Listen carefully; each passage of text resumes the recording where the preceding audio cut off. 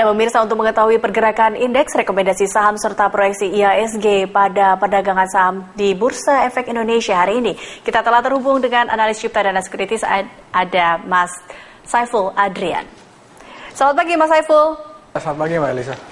Ya, Mas Saiful, ini kalau kita lihat pengumuman Kabinet Jokowi JK sudah diumumkan dan inilah yang ditunggu oleh pasar dan juga para investor tentunya. Nah, kalau dilihat, apakah Kabinet Kerja ini sudah memenuhi ekspektasi pasar, Mas Saiful? Ya, saya kira tidak bisa dibilang bahwa kabinet ini jelek ya, tapi kita tidak juga bisa bilang bahwa kabinet ini benar-benar kabinet yang quote on quote dikatakan dream team gitu ya.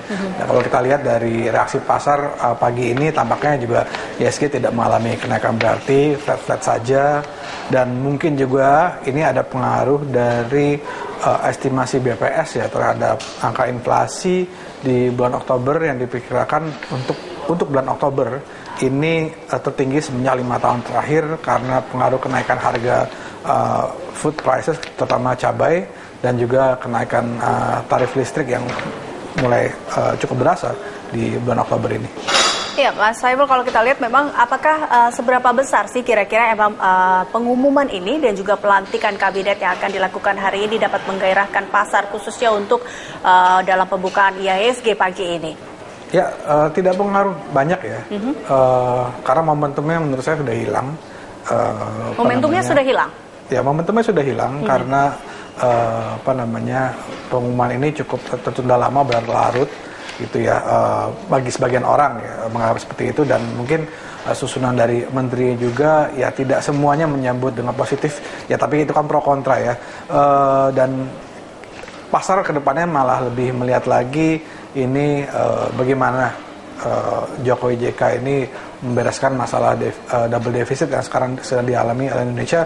Langkah awalnya yaitu seberapa jauh Jokowi JK berani menaikkan harga BBM. Berarti bisa dikatakankah bahwa ada tim dari ekonomi dari Kabinet Jokowi JK ini tidak begitu impresif, seperti ada nama-nama yang kita tahu, ada Sofyan Jalil, ada Rahmat Gobel, ada Rindy Sumarno, ini tidak bisa mengangkat IHSG ataupun rupiah?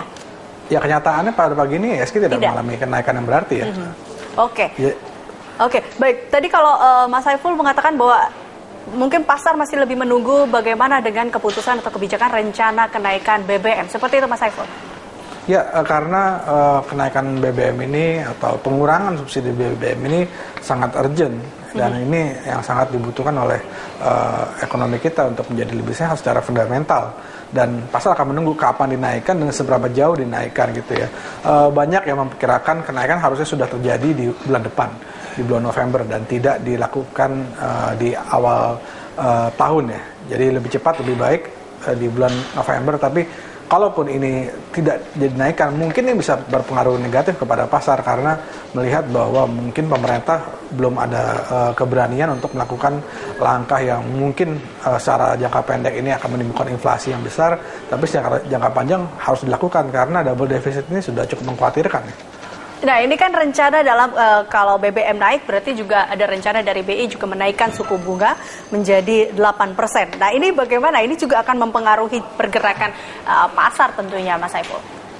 Kenaikan dari BI ya, dari BI saya rasa bukan lebih didorong oleh faktor kenaikan harga BBM seperti sudah diimplikasikan oleh Bank Indonesia sebelumnya, tapi lebih kepada apa yang dilakukan oleh Federal Reserve, Bank Sentral Amerika.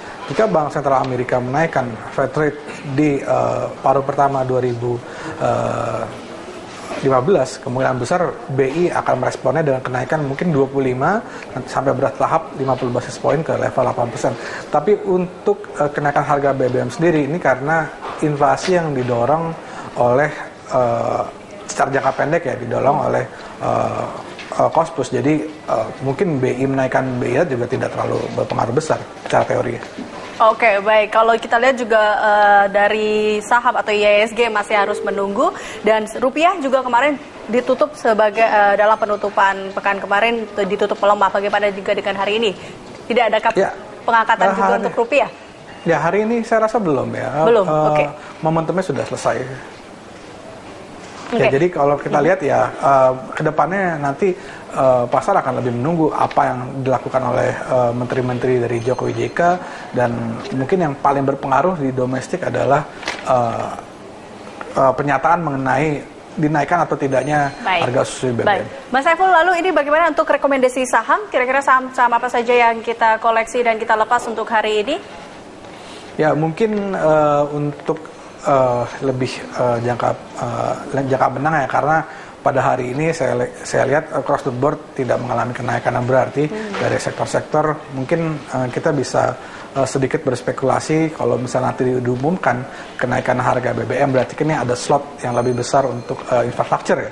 Mungkin saham-saham infrastruktur ini cukup menarik ya, seperti Wijakarya, Adikarya, PT PP, saham infrastruktur BUMN untuk mengantisipasi sentimen positif yang timbul dari pemerintah berikutnya. Dan mungkin saham-saham consumer ya, saya rasa masih cukup menarik.